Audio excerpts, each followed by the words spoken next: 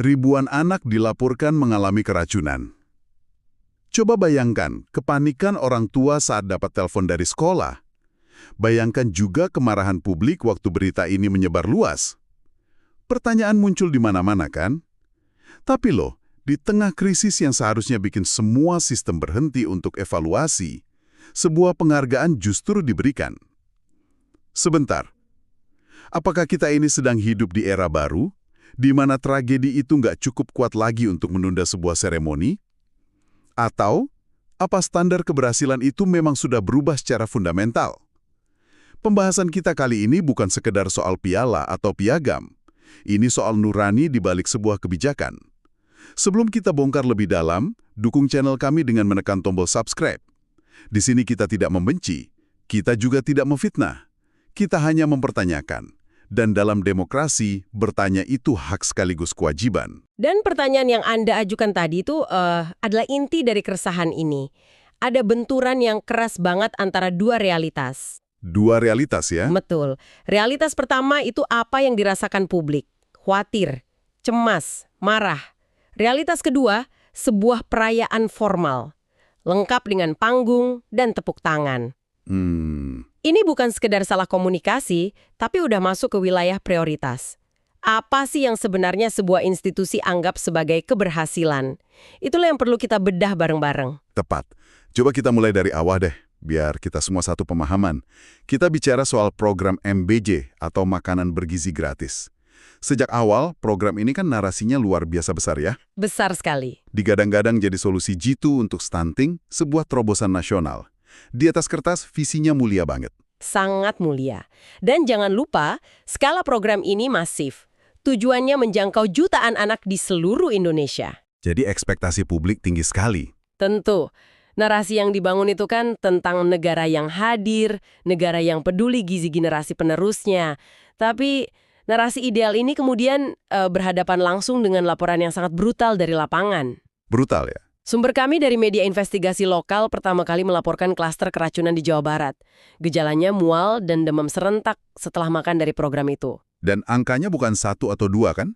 Laporan awal bilang ratusan, lalu data dari Kementerian Kesehatan yang kami pegang ini mengkonfirmasi ada setidaknya 1.245 laporan serupa di 3 provinsi dalam minggu yang sama. Angka yang sangat signifikan. Dalam situasi kayak gini, respon yang paling wajar dan ditunggu publik itu seharusnya jelas kan?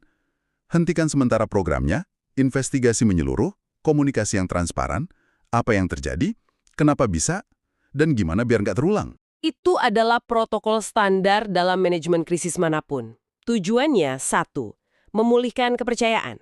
Tunjukkan kalau mereka serius ya. Betul, tunjukkan empati. Tapi yang terjadi justru sebaliknya.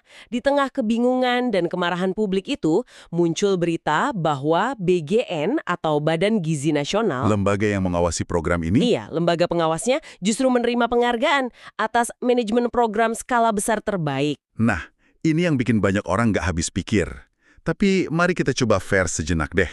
Mungkin ada argumen dari sisi birokrasi kan? Mungkin. Salah satu sumber kami menyebutkan kalau komite penilai penghargaan ini pakai data dari kuartal sebelumnya, di mana BGN berhasil capai target distribusi 98% di 20 provinsi, angka yang fantastis secara logistik. Apa ini bisa jadi pembenaran? Dan disinilah letak masalah fundamentalnya. Kita harus bedakan antara output dan outcome. Output dan outcome. Oke. Outputnya memang tercapai, 98% makanan terdistribusi itu KPI di atas kertas. Keren.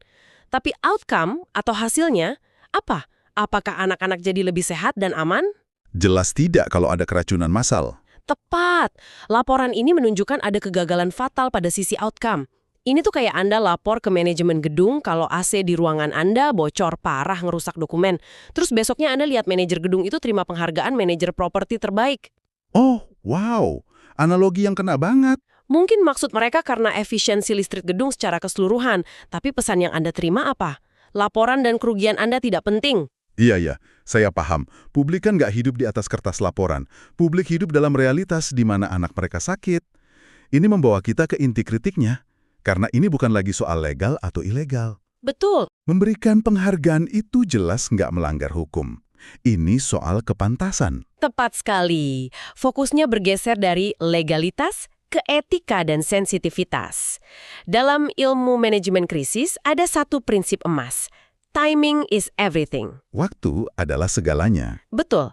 Sebuah tindakan yang mungkin baik, kayak kasih apresiasi, bisa jadi bencana kalau dilakukan di waktu yang salah. Apalagi di era media sosial, seremoni itu bisa viral dalam hitungan menit. Visualnya langsung dibenturkan dengan foto anak-anak yang terbaring lemas. Dan narasi resmi pasti kalah cepat. Selalu kalah cepat dari narasi emosional yang dirasakan publik. Ini langsung menunjuk ke pertanyaan soal prioritas kan? Saat ribuan anak jadi korban, di mana seharusnya energi dan sumber daya sebuah lembaga negara difokuskan? Mengaudit seluruh rantai pasok makanan dari hulu ke hilir?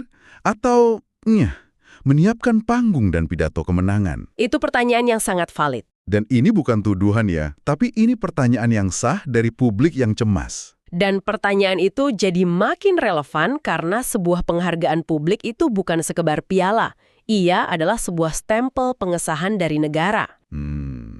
Stempel pengesahan. Ketika negara atau lembaga terhormat memberikan stempel itu, pesannya sangat kuat. Sistem ini berjalan dengan baik, kami mendukungnya. Sekarang coba bayangkan pesan itu diterima oleh seorang ibu yang baru aja bayar biaya rumah sakit anaknya karena sistem yang sama. Terjadi jurang persepsi yang dalam sekali. Sangat dalam dan berbahaya. Saya baca salah satu kutipan dari ibu di Depok yang viral di media sosial. Dia nulis, anak saya masih demam, nggak mau makan apa-apa, tapi di berita saya lihat para pejabat tepuk tangan meriah. Rasanya hati ini seperti diremas. Wow. Kalimat sesederhana itu merangkum segalanya kan? Iya. Maksud si pemberi penghargaan mungkin apresiasi kerja logistik, tapi pesan yang diterima publik adalah pengabaian penderitaan mereka. Sangat berbahaya. Karena yang dipertaruhkan di sini adalah fondasi dari semua kebijakan publik, yaitu kepercayaan. Kepercayaan. Betul. Ketika publik merasa pengalaman mereka, penderitaan mereka, dianggap nggak relevan, atau nggak cukup penting untuk menunda sebuah perayaan, erosi kepercayaan terjadi dengan sangat cepat. Dan sekali kepercayaan itu retak, Sulit sekali membangunnya lagi. butuh waktu bertahun-tahun dengan kerja keras luar biasa untuk membangunnya kembali. Mungkin nggak akan pernah sama lagi. Ini bikin saya mikir lebih jauh deh. Kalau kita lihat ke belakang, sepertinya standar kesuksesan itu berbeda. Dulu, rasanya sebuah penghargaan itu diberikan untuk sebuah keberhasilan yang tuntas, yang bersih dari kontroversi besar. Apa sekarang standarnya sudah bergeser? Ini refleksi yang sangat penting. Dan sumber kita menyoroti hal ini. Ada indikasi pergeseran makna keberhasilan dalam kebijakan publik. Maksudnya gimana? Apakah keberhasilan kini cuma diukur dari metrik-metrik kuantitatif? Misalnya skala program yang masif, angka distribusi yang tinggi, penyerapan anggaran yang cepat. Semua yang kelihatan bagus di PowerPoint presentasi. Lalu, bagaimana dengan aspek kualitasnya? Dampak nyata di lapangan, termasuk dampak negatif yang mungkin timbul. Kalau ada insiden sebesar ini, apakah sekarang cukup cuma dengan bilang masalah teknis yang sedang dievaluasi, lalu semua jalan lagi kayak biasa? Nah, itu dia pertanyaan kuncinya. Apakah sebuah sistem yang masih menyisakan keraguan dan pertanyaan besar terkait keselamatan publik layak untuk dirayakan dengan gegap gempita? Mungkin ada yang bilang, jangan karena satu insiden kita menafikan kerja keras ribuan orang. Argumen itu ada benarnya, tapi dalam kebijakan yang menyangkut nyawa, apalagi anak-anak, tidak hanya toleransi untuk kesalahan sistemik. Satu insiden keracunan massal itu bukan bug kecil. Itu adalah sinyal adanya cacat fatal dalam sistem. Ini kayak kita merayakan peluncuran mobil baru yang megah, sementara kita tahu ada masalah serius di sistem pengeremannya. Persis. Perayaan itu jadi sebuah ironi yang sangat menyakitkan dan tidak bertanggung jawab. Tepat. Ada semacam mentalitas move fast and break things yang diadopsi dari dunia startup teknologi. Tapi ini diterapkan secara berbahaya pada kebijakan publik. Betul. Di dunia teknologi, break things mungkin artinya website down beberapa jam. Dalam kebijakan publik, break things bisa berarti kesehatan dan nyawa manusia. Beda sekali risikonya. Jadi, merayakan sebuah sistem yang rusak sama saja dengan menormalisasi kegagalan tersebut. Dan penting untuk kita garis bawahi lagi ya, ini bukan serangan personal ke individu manapun. Ini adalah refleksi untuk kita semua sebagai sebuah bangsa. Standar akuntabilitas seperti apa sih yang kita inginkan dari lembaga-lembaga publik kita? Betul sekali, karena pada akhirnya semua kebijakan publik itu bermuara pada satu mata uang yang paling berharga, kepercayaan. Bukan pencitraan? Bukan seremoni, bukan pula laporan setebal 1.000 halaman, tapi kepercayaan dari masyarakat yang dilayani. Kepercayaan bahwa negara menempatkan keselamatan warganya di atas segalanya. Dan kepercayaan itu harganya sangat mahal. Sekali hilang, sulit dibeli kembali. Jadi, kalau kita rangkum, ada beberapa poin penting ya. Kritik itu bukanlah kebencian, bertanya juga bukan sebuah pemberontakan, dan menuntut evaluasi yang transparan bukanlah sebuah ancaman bagi stabilitas. Evaluasi sebagai feedback loop gratis untuk perbaikan. Menganggap setiap pertanyaan sebagai serangan itu tanda kerapuhan, bukan kekuatan. Itu menunjukkan sistem yang tertutup dan nggak mau belajar dari kesalahan. Dari kritik, pertanyaan, dan evaluasi, itulah sebuah kebijakan bisa beradaptasi dan pada akhirnya jadi lebih kuat. Sekarang, setelah menyimak pembahasan ini, kami ingin sekali mendengar dari kamu. Ada beberapa pertanyaan menggelitik dari sumber-sumber ini yang rasanya perlu kita renungkan bersama. Pertama, menurut kamu apakah pemberian penghargaan di tengah polemik seperti ini menunjukkan kepercayaan diri sebuah institusi atau justru menunjukkan kurangnya kepekaan? Pertanyaan yang menarik. Apakah ini arogansi karena merasa data mereka benar? Atau hanya karena silo birokrasi, di mana tangan kiri nggak tahu apa yang dilakukan tangan kanan?